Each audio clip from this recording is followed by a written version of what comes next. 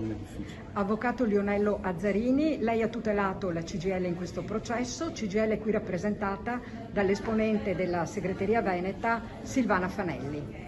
Sì, per noi è importante essere in questi processi a dimostrazione che il risultato, le sentenze dimostrano che criminalità organizzata e mondo del lavoro non possono convivere, perché la criminalità organizzata lede i diritti e le libertà dei lavoratori e delle lavoratrici.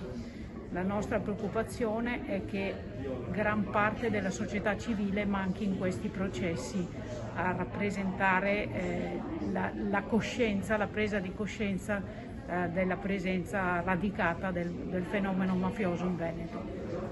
Bene, lei avvocato ha ottenuto un riconoscimento economico per l'associazione? Sì, diciamo è uno dei tanti riconoscimenti economici che abbiamo ottenuto in questi ultimi processi, l'altro giorno il processo Taurus, in precedenza Casalesi.